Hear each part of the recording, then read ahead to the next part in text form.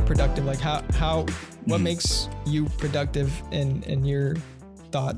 So I joked, but it is in line with a certain truth, is that it's a good dose of insanity. Is what I like to say.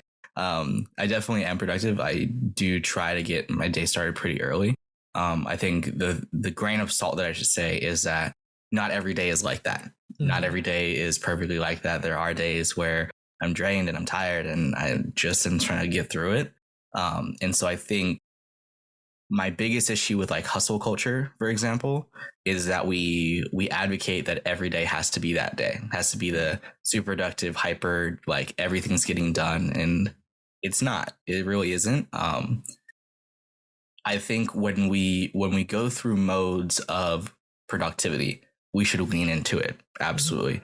Yeah. When you find yourself waking up at 5:30 and you're able to get up and you're able to do all the things you need to do, lean into it, dive into it, and go hard. When you find yourself on the days where you're struggling and when you're having a hard time, don't just give up, but definitely don't just like try to throw yourself into productivity. And I think like everybody, my productivity is based around my emotional state, is based around how I'm doing in a lot of things and where I'm at. If you asked me about sort of like my productivity and how I was doing 2 weeks ago, like before a lot of this happened, I would be in a very, very different state of mind. Because before that, I was struggling. I was struggling a lot, and a lot of days were really, really hard. But asking me now, yeah, I'm waking up. I have a lot of like calls and messages, and like we're on set and we're doing all this sort of stuff. And so I'm moving. I think we need to start looking at productivity in the way of like looking at seasons, where there's these seasons of your life that you are very, very productive and you're flowing, you're moving, and everything like that. But seasons come to an end. They come to a moment where maybe it dials back and it slows down and everything like that. And I think that's the most important thing to really understand. Going back to like the whole, if you asked me 2 weeks ago sort of thing.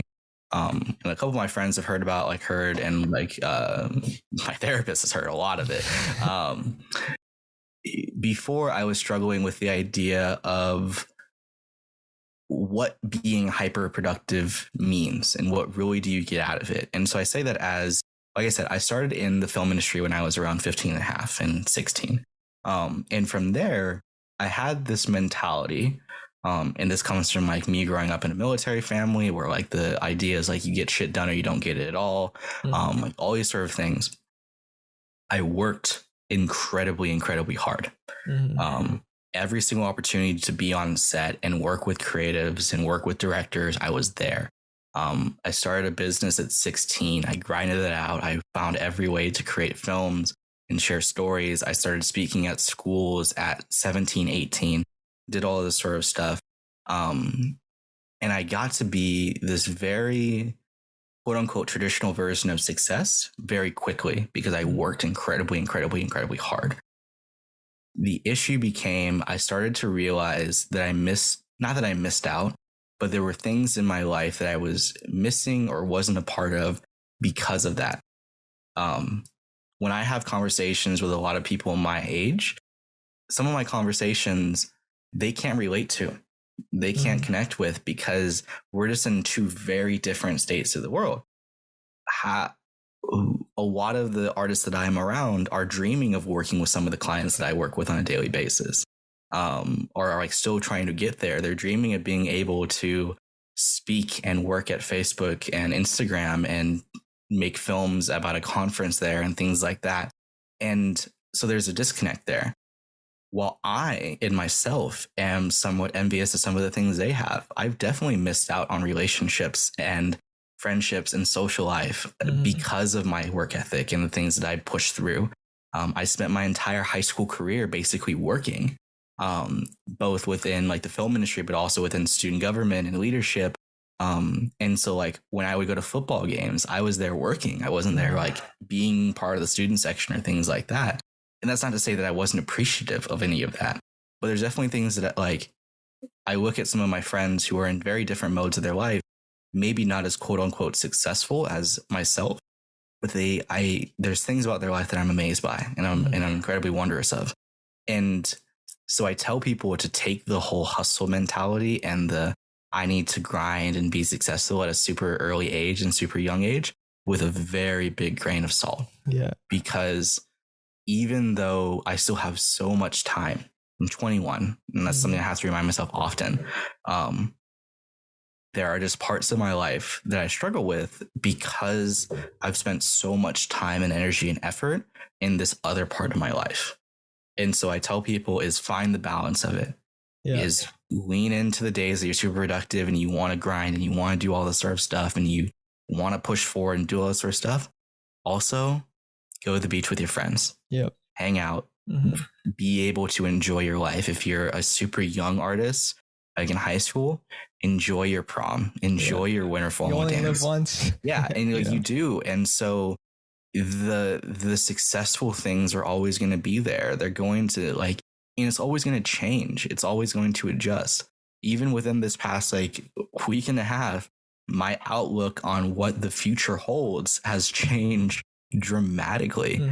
I was telling one of my students earlier this week, I think we forget how actually long a year is. Yeah. Like the length of time that a year takes, we forget how long that is. And we shorten down the time. And I was like, all of everything that's happened over this past week and a half has been a week and a half. There is still so much time in the year. And so I think that we try to rush things too much. And I think the hustle culture has taught that where every day needs to be super and every day needs perfect. That you need to do it no matter what. No matter what. Yeah. Stop.